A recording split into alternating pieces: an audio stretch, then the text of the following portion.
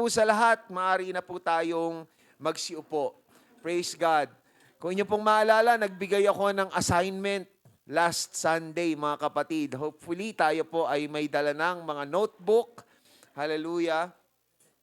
Kung wala pa po tayong dalang notebook, ngayong araw na ito, then hopefully, come next Sunday, hallelujah, ay meron na po tayong dalang notebook. Pero sayang po, mga kapatid, kung wala po tayong dalang notebook ngayon, dahil ang atin pong pag-aaral, kung mapapansin ninyo, mga kapatid, hallelujah, level up din tayo. Gagamit na ako ng visual aids.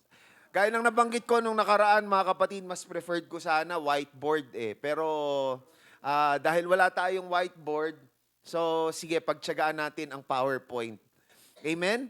Ngayon, kung tatanungin niyo ako, mga kapatid, bro, pwede bang magkaroon kami ng kopya niyang PowerPoint na yan? Mga kapatid, di ba naalala nyo last Sunday, binigay ko ring assignment, punta po tayo sa website ng RTCM, doon po sa resources section. Pag kinlik nyo po yung link doon, pupunta po tayo sa isang Google Drive folder at nandun po, mga kapatid, yung mga resources, including yung atin pong reference na ginagamit sa atin pong aralin na ito, The Oneness of God by Reverend David K. Bernard. At meron din po doon, mga kapatid, yung study guide para po dito sa teksto na ito. So yung ifa-flash ko po sa screen, hallelujah, bilang visual aid, karamihan, halos lahat po ng nandito sa gagamitin natin sa visual aid ay galing po doon po sa study guide, like yung mga definition of terms. At gayon din po yung mga listahan ng mga verses. Kung hindi pa po natin nada-download ang study guide na ito, mga kapatid, maaari po nating i-take note. So meron po tayong notebook, isulat po natin. Bibigyan ko po kayo ng pagkakataon na makapagsulat. Amen? Sabihin nyo lamang po kung masyadong mabilis. Ha? So ang gagawin po natin ngayon ay para po tayo talagang nasa school ngayon. Amen? So magpapaka-teacher muna ako. Teacher talaga. Amen? So again, the oneness of God. Hindi na po kayo iba sa atin dahil for the past months, yung doktrina ng oneness. Amen? Ang atin pong pinag-aaralan. Muli, baka nakukulitan na kayo at pagpaumanhin po ninyo pero ayokong pagpaumanhin. Dahil hindi natin kailangan ipagpaumanhin dahil napakahalaga, foundational doctrine po, mga kapatid, ang tungkol sa pagiging isa ng ating Panginoon. Amen? So now, magana ba to? Wait lang po Ayun. May on-off pala to. Ayan. Ayan. Okay. So, unang chapter po ng atin pong aralin ay tungkol po sa Christian monotheism. Okay? Christian monotheism. So we have two terms there, Christian, alam na natin, and then monotheism. So let's go over some terminologies before we proceed to our lesson proper. Para po malinaw po yung atin pong mga pinag-uusapan na mga termino. Okay? So ito po ilang mga definition of ilang mga termino na binibigyan po natin ng definition. So right now, as I'm speaking, you may take down notes, pero I would rather you listen. Okay? So pag sinabi po nating monotheism, so ito binibigay ko palagi na tip sa mga estudyante. Lalo na sa biology, di ba? Sa biology, maraming mga terms na mga kakaiba. So kung meron kayong meron ma-encounter na isang salita na parang dayuhan, parang bagong-bago sa inyong pandinig, sa inyong pagbasa, ang isang paraan para magkaroon tayo ng ideya, hindi man yung eksaktong definition, hindi man yung eksaktong pakahulugan, ngunit kahit papaano magkakaroon tayo ng ideya kung anong ibig sabihin, babaklasin natin yung salita sa ilang bahagi. Halimbawa po, mga kapatid, kung halimbawa ay hindi ko ipinapakita ngayon, balikan lang natin, kung hindi ko pinapakita yung definition o pakahulugan ng monotheism, nakikita natin dito, monotheism. Kung wala po tayong ideya agad kung ano ibig sabihin ng monotheism, pwede nating hatiin yung salita. Okay? Mono, tsaka theism. Okay? Mono, tsaka theism. Now, mono, siguro mas familiar tayo, baka may mga na-encounter na tayo ng mga salita na may mono. Tama? Sige nga, magbigay nga tayo ng halimbawa ng na bahagi ng salita niya, mono. Monologue? Okay, pag monologue, sis, ano ibig sabihin ng monologue? Pero ikaw lang mag-isa, so isa. Ano pa? Mono, may mono. Ano po? Monopoly, Sister May, ano ibig sabihin ng monopoly? Yeah, so yung para kumbaga yung economy is parang iisa lang yung nagpapatakbo. Kumbaga isa lang yung kumpanya. Halimbawa, isa yung may-ari ng lahat ng mga kumpanya na gumagawa ng mga produkto. So monopoly, ibig sabihin isa. So magkakaroon tayo ng idea na mono, ibig sabihin siguro may kinalaman sa pagiging isa. Okay? Because the prefix mono actually means one. Mono. So yung sumunod na bahagi ng salita, theism, kaya nga gusto ko sana mga kapatid, whiteboard din. Hindi naman natin pwedeng sulatan tong TV, di ba? So mono, so theism naman yung susunod. Okay. Pag meron tayong nakikitang ism, di ba? Mag-isip nga tayo ng mga salita na merong ism sa bahagi nito. Optimism. Okay? Anong ibig sabihin ng optimism, sis? Ayan, so parang it's a state of being positive, having a positive outlook, 'di ba? So isa siyang estado. Or ano pa? Isim, may mga isim.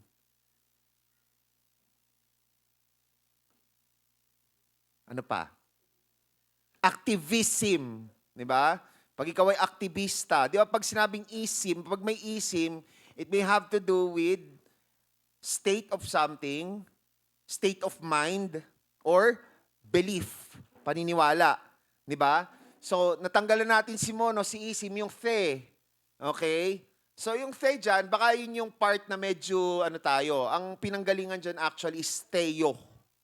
Theo. Okay? If I'm not mistaken, Greek word for God or a divine being, theo. Okay? Kaya, so, mono is isa. Yung the dito na part or the is God. Ism is state of mind or belief. Kaya, di ba? Ang definition ng monotheism talaga is belief in one God. O, di ba? Yung tinuturuan ko lang kayo mga kapatid, kung sakaling halimbawa sa isang babasahin, or sa isang lathalain, may nakita kayong salita na hindi kayo pamilyar sa ibig sabihin, ngunit pag binaklas-baklas ninyo, may mga bahagi ng salita na na-encounter nyo na sa ibang mga salita na pamilyar kayo sa pakahulugan, maaaring gamitin nyo yung parang ito para magkaroon kayo ng kahit ideya man lang doon sa ibig sabihin ng salita. So monotheism is belief in one God. Okay? Ngayon, mga kapatid, yung sumunod, so kung mapapansin natin, itong nasa slide na to, itong mga terminong ito, ay may kinalaman sa paniniwala. Amen? Paniniwala sa Diyos. Either pagkakaroon ng paniniwala sa Diyos or kawalan ng paniniwala sa Diyos. Okay? So monotheism is belief in one God.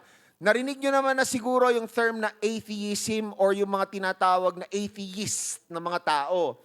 Okay, so ganun din. Yung isim, alam na natin. Yung the na part is, alam na rin natin kung anong pinanggalingan. Yung pag nakakita kayo mga kapatid ng salita na nagsisimula sa apple, hindi ganun. Okay? Yung prefix, ano ba sa Tagalog ang prefix? Unlapi. Okay? Unlapi. Pero sa English, unlapi, yung ibig sabihin nun, without, wala. Halimbawa, apathy. Di ba? Wapakels. Di ba? Walang pakialam. Di ba?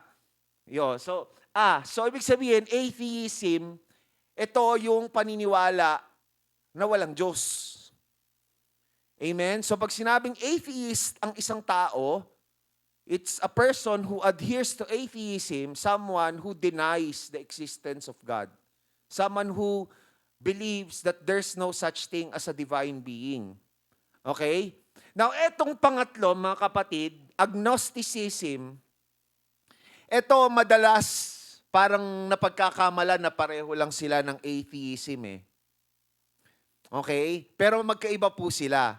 Pag sinabing agnosticism, ito naman mga kapatid, open siya, yung paniniwala na open na maaring mayroong divine being, mayroong Diyos, pero mahirap ipaliwanag.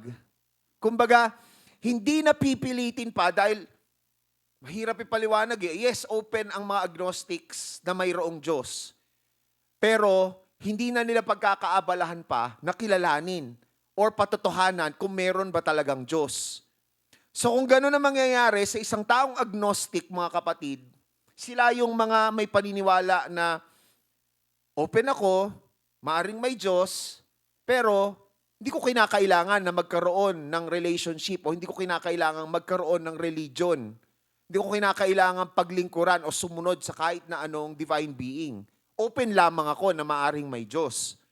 Okay? Maaring ang merong Diyos, pero hindi ko kinakailangan. Sila yung madalas na nagsasabi, kaya napagkakamalan tong mga atheists at agnostics na pareho lang.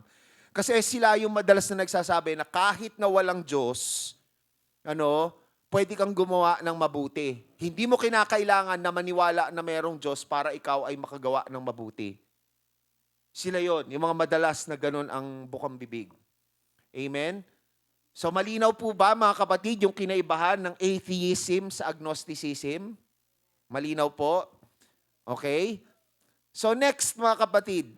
So itong mga sumunod pang termino ay may kinalaman pa rin sa paniniwala sa Diyos. Okay? Meron naman mga kapatid, may isang paraan naman ng paniniwala, yung pantheism. Okay? Pag sinabing pan, lahat. Pangkalahatan, universal. Okay? So, pantheism, okay? Ito naman yung paniniwala na ang Diyos ay equivalent sa kalikasan o yung mga forces sa universe. Amen? So, yun yung pantheism na tinatawag. Okay? So, yung mga, anong tawag dito? Yung mga paganistic na mga beliefs, mga kapatid, medyo naaayon dito eh. Medyo hawig sa pantheism. 'Di ba? Pag sinabing pagan, pag paganism naman, para siyang equivalent, may pagka siya, may pagka polytheistic, pagka paganistic. Pag pagan, hindi sila naniniwala sa Diyos kung paano kinikilala ng mga Hudyo at ng mga Kristiyano at ng mga Muslim. Okay? So, halimbawa, mga kapatid, yung sinaunang mga ninuno natin dito sa Pilipinas, di ba, may si Bathala, yung kay Bathala, may mga diwata, may mga Diyos at Diyosa, di ba? Kahit nung panahon ng Imperyo Romano, marami silang pinaniniwala ang mga Diyos, may Diyos ng kidlat, may Diyos ng araw, mayroong Diyosa ng karunungan, mayroong Diyosa ng kagandahan, may Diyos ng pag-ibig, di ba? So, kumbaga parang bawat elemento ng kalikasan, mayroong inuugnay na divine being sa paganistic na belief. So, yung pantheism, kumbaga parang pinag-isa lahat ng mga elemento, mga puwersa sa kalikasan at sa sangsinukob, at yun yung kinikilalang Diyos. So, yun yung pantheism. And then polytheism, so alam natin theism part, poly. So, pag poly, marami. So, needless to say, kahit hindi natin makita itong definition na to, pag sinabing polytheism, ito ay paniniwala na maraming Diyos. Merong higit sa iisang Diyos. Kasi kung may iisang Diyos lang na pininiwalaan, ito ay, anong term? Ayan, monotheism. So kapag marami, polytheism. Okay? So, polytheism, meron tinatawag na ditheism. So, dalawa. Okay? So, yung prefix na dalawa, so belief in two gods. And then, Theism, ilang kaya? Tatlo, di ba? Tripod, di ba? Triad. Di ba? Pagka may triangle. O, di ba? Pag may tatlo. Okay? Now, tataka tayo. Bakit kaya parang itong ditheism and tritheism, nasaan bakit walang tetratheism, pentatheism? O, pwede naman di ba? So, tetra, 4.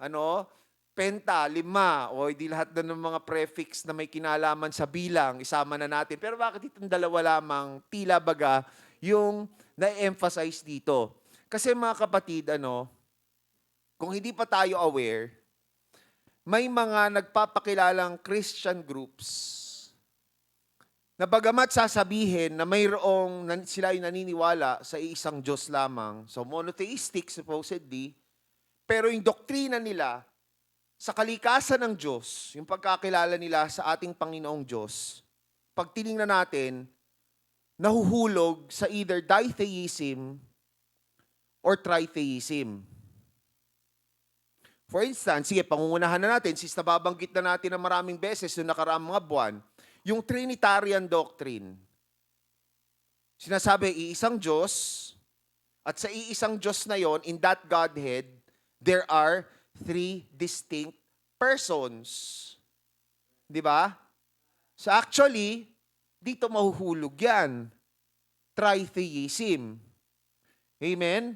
Now, ditheism, bakit naman ditheism? Kasi mga kapatid, meron mga Kristiyanong groups na ang kinikilala, 2 persona, yung Ama at yung Anak. Yung Espiritu Santo, parang paraan ng pagkilos ng Diyos. So, hindi distinct na person yung Holy Spirit, but rather, 2 lang talaga yung persona. Yung Ama, si Yahweh, at si Anak, si Jesus. Kaya 'di ba, kung mapapansin 'di ba, naalala niyo ni-raise ko yung concern o yung ni-raise ko yung issue na yon na like sa Trinitarian doctrine.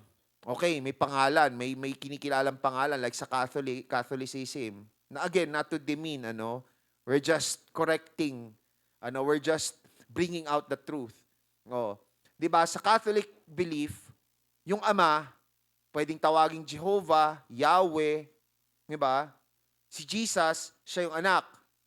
Pero pagdating doon sa Holy Spirit, tila baga walang pangalan. Di ba? Kaya nga doon nagkakaroon ng inconsistency. Ginagamit yung Matthew 28:19. In the name of the Father, the Son, and the Holy Spirit. Sige, disregard natin na grammatically, di ba, ang linaw na sinabi na name, isa lang ang pangalan.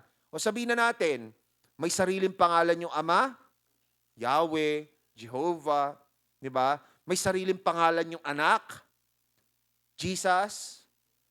Pero paano yung name ng Holy Spirit? Yun ang walang maisasagot ang isang Katoliko.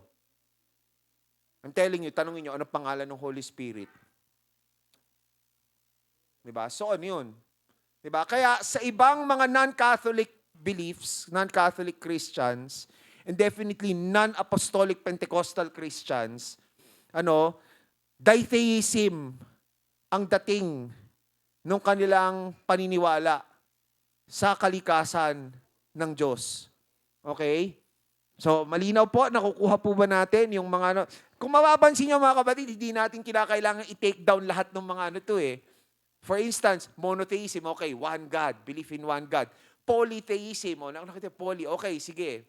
Okay, sulat nyo na lang yung term, polytheism, kasi baka lumabas sa quiz next Sunday. Diba? Okay, eto, na tayo, Trinitarianism, mga kapatid. Pamilyar na tayo, ilang beses nang nababanggit to, di ba? So, iisa ang pagka-Diyos.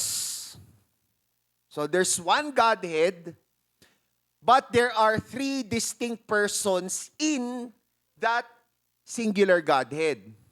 Okay? So, yun yung Trinitarianism. So, yung paniniwala na mayroong iisang Diyos at sa iisang Diyos na yon, mayroong 3 magkakaibang persona. Magkakahiwalay, distinct na persona. Okay?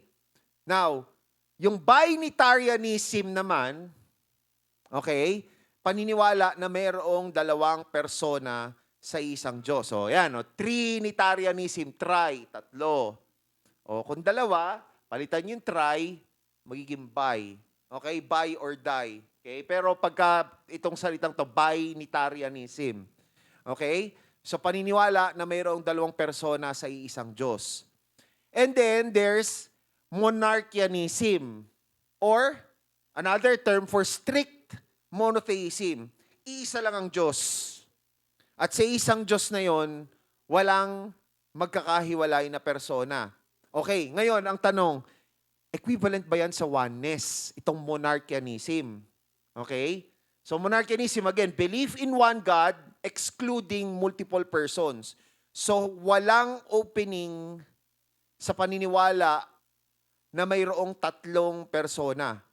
Strictly iisang Diyos lang. So magiging question dyan, equivalent ba itong monarchianism sa oneness? Okay, sige, tingnan natin mga kapatid. Na-take note nyo na po, ano? Take note na ba? Okay? So, ito, may dalawang klase ng monarchianism or yung strict monotheism. Yung first po, mga kapatid, paumanhin kung mas maliit yung font ha, kasi siniksi ko yung ano. Yung first na uri po ay tinatawag na modalistic monarchianism or modalism. Okay? Actually, oneness is an example of modalistic monarchianism. Dito sa modalistic monarchianism, mga kapatid, so monarchianistic, ibig sabihin, isang Diyos, walang tatlong persona. Amen? Kaya siya tinawag na modalistic or modalism kasi mga kapatid, sa paniniwalang ito na mayroong iisang Diyos, yung iisang Diyos na yon na pinakamakapangyarihan sa lahat, He appears or appeared and works through different modes. At ano yung modes na yon? Father, Son, and Holy Spirit. Okay? Kaya yung oneness, hindi ba, sa paniniwala natin, we adhere to the oneness doctrine, di ba? Iisa lang yung Diyos, yung Ama, yung Anak, yung Espiritu Santo, hindi sila magkakahiwalay na persona, kundi sila ay kaparaanan, manifestations, pwede, roles ng ating nag-iisang Diyos, di ba? Titles, but not three distinct persons. Amen? Di ba? Kaya nga nang laging nababanggit ni Brother Ray, di ba? God, He is the Father in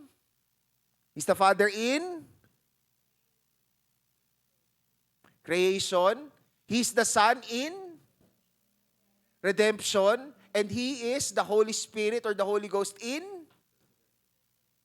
resurrection or restoration. Amen? So kung makikita natin, iisang Diyos, pero mayroong tatlong modes. Okay? Or roles. And etong modalistic monarchianism, kaya kaiba siya doon sa pangalawa. So yung sagot doon sa tanong kanina, pag sinabi bang monarchianism, yan ba ay ibig sabihin oneness agad? Hindi. Kasi yung modalistic monarchianism, tingnan natin. Sa modalistic monarchianism, like oneness, there is affirmation of the full deity of our Lord Jesus Christ. Kinikilala at pinanghahawakan, mga kapatid, ang buong pagka-Diyos ng ating Panginoong Hesukristo sa ganitong uri ng monarchianism. Ng ating Panginoong Hesukristo, nasa Kanya ang kabuuan ng pagka-Diyos. Amen? Kaya example lamang dyan, isang example, ang oneness. Yung pangalawang uri naman ng monarchianism, mga kapatid, yung tinatawag na adoptionism or dynamic monarchianism, well, ganun din. May pagkakahawig. Iisang Diyos lang. Walang tatlong persona. Hindi pwedeng mahati ang nag-iisang Diyos. Ngunit, sa dynamic monarchianism, hindi kinikilala ang buong pagka-Diyos ng ating Panginoong Hesukristo. So, kaya hindi lahat ng monarchianism ay equivalent sa oneness. Kasi itong dynamic, ulitin ko, dynamic monarchianism or adoptionism, hindi kinikilala ang buong pagka-Diyos ng ating Panginoong Hesukristo. Sa ganitong paniniwala, ang pagkakilala sa ating Panginoong Hesukristo, siya ay pinagkalooban lamang ng Godhood through adoption. So siya ay tao na pinagkalooban ng hindi buong pagka-Diyos para maisakatuparan ang mga plano nung nag-iisang Diyos, yung Ama. Okay? Ang halimbawa nito mga kapatid is yung Arianism. I think dito rin mahuhulog yung pagkilala sa Diyos ng Iglesia ni Cristo. Dito rin marahil mahuhulog. So, hindi kinikilala ang buong pagka-Diyos ng ating Panginoong Hesukristo. Malinaw po.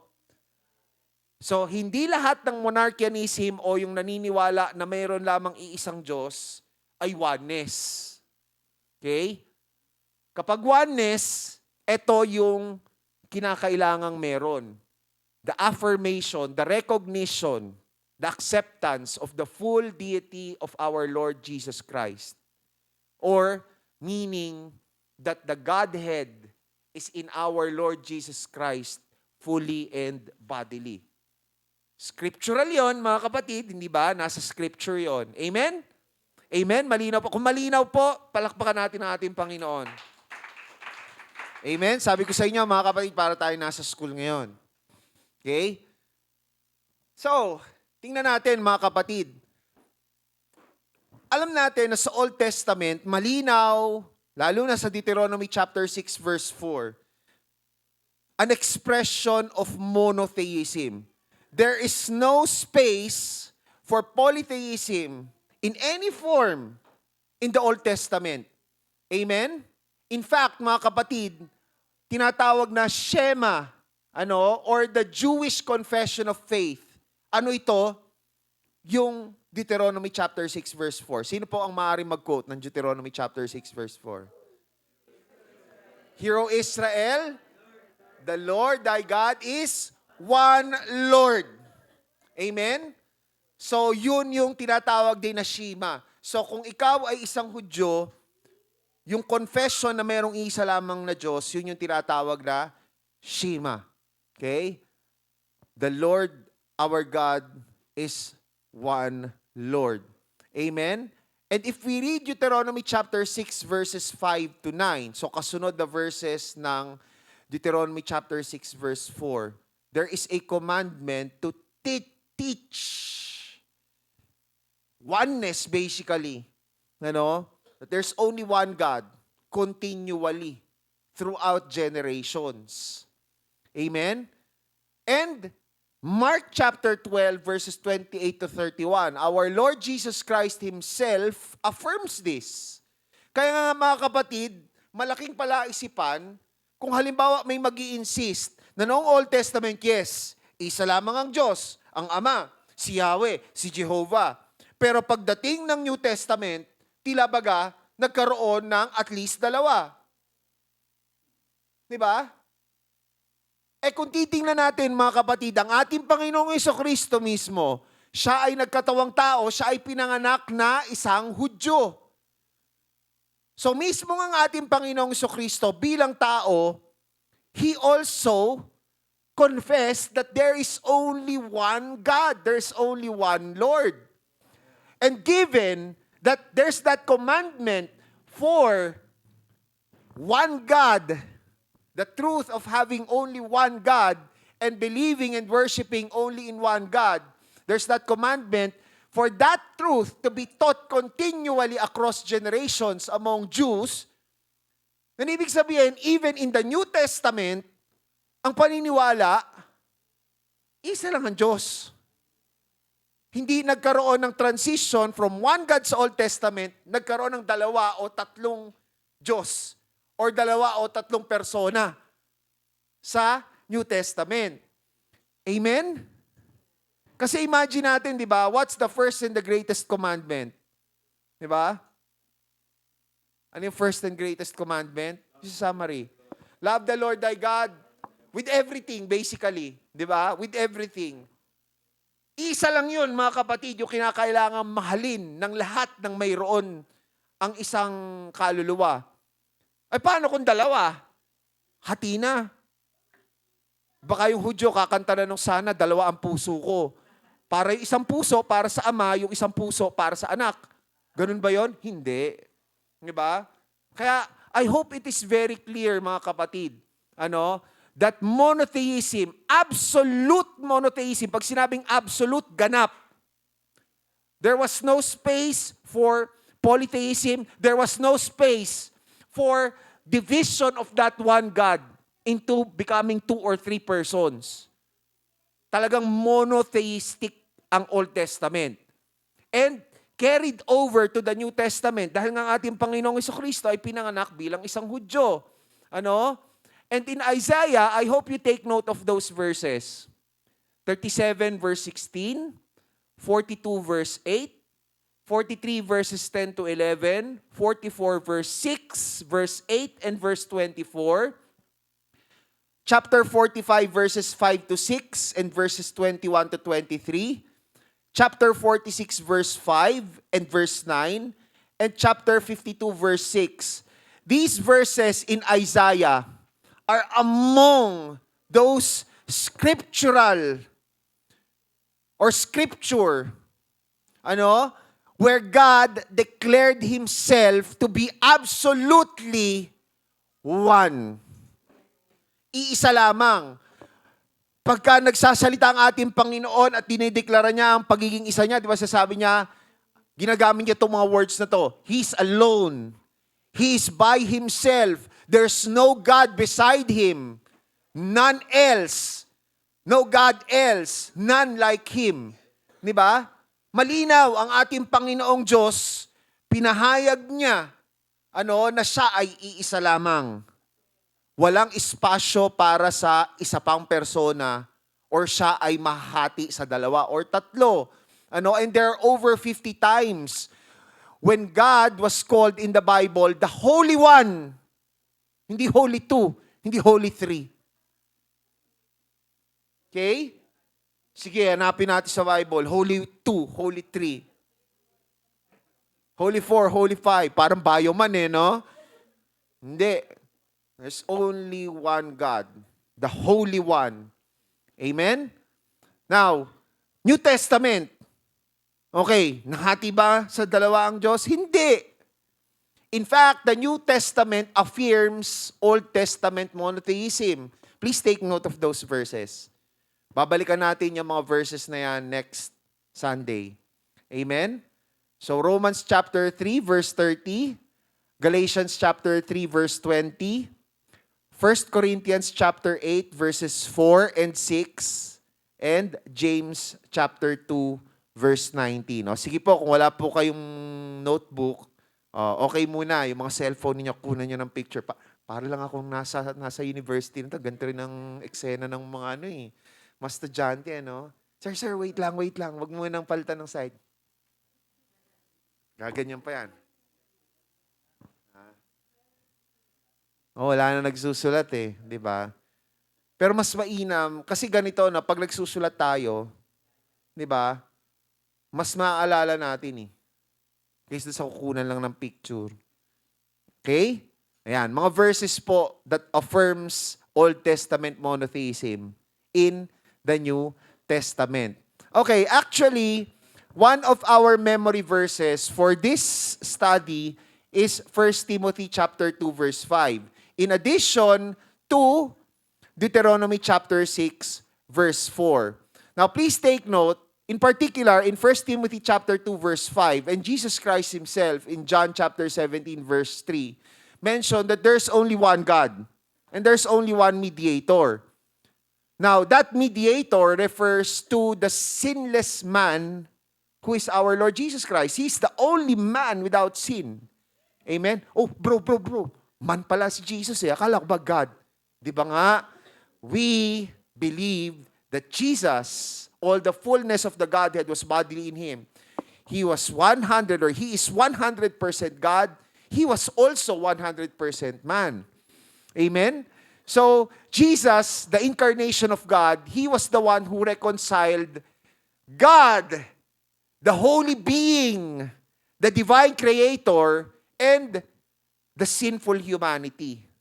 So imagine na lamang ninyo, paano kung halimbawa sabihin na mayroong insist na may pangalawang persona, co-equal sa Ama. So paano yun? Ibig sabihin, itong co-equal na divine second person na ito, hindi siya pwedeng maging mediator kasi holy din siya. Di ba? So ibig sabihin, siya rin, meron din siyang sariling mediator. So ibig sabihin, dalawa na. Yung magiging mediator. Isang mediator para sa Ama, isa pang mediator para sa anak. Kawawa naman yung Holy Spirit. Sige, lagyan pa natin ng isa pa. Kung may pangatlo pa nga. O yung tatlo ng mediator. Di ba? Paano yun? Tatlong pagkakatawang tao? Ganun ba yun? O, 6 na nga, pastor, no? So, di ba? Gumugulo eh. Yes, gumugulo. Nagiging mas komplikado na hindi naman kinakailangan na maging komplikado. Amen? So, ayan. And take note, again, Jesus, di ba, when God was incarnated, He was born as a Jew. Di ba? So, absolute monotheism ang dinadala ng ating Panginoong Jesucristo. Di ba? And He endorsed that Jewish absolute monotheism. As can be read in Mark chapter 12 verse 29 and in John chapter 4 verse 22. Amen? So ayan, please take note of those verses. So at this point, I think ito na yung last slide. Ayan, assignment po natin, memory verse. Okay? Deuteronomy chapter 6 verse 4, cakewalk na yata kasi mukhang lahat tayo kabisado na, Hero Israel. The Lord, our God is one Lord. 1 Timothy chapter 2 verse 5. That will be our second memory verse for this study. Okay? For there is one God and one mediator. Malinaw. There is one God and one mediator between God and men, the man Christ Jesus. Okay. Si Canva nagmamadali. Nag-thanks for viewing agad. So hanggang dyan lang po muna mga kapatid. Pagpapatuloy po natin ito sa susunod na Sunday. Hindi ko sinasabi na sigurado, pero maghanda tayo dahil baka magbigay ako ng ating unang quiz next Sunday. Amen? So, magdala po tayo. Kaya dapat meron tayong mga notebook na may papel na pwedeng Or, hindi, kahit sa notebook na lang din mismo, kung hindi nyo pupunitin, kayo rin naman mag-check ng inyong mga quiz Okay? So, honesty basis tayo dito. Amen? Palakpakan po natin ating Panginoon. Tutuloy po natin ito sa susunod na pag-aaral natin sa Sunday. Inanyayahan ko po ang lahat, in the interest of time, let's all stand up.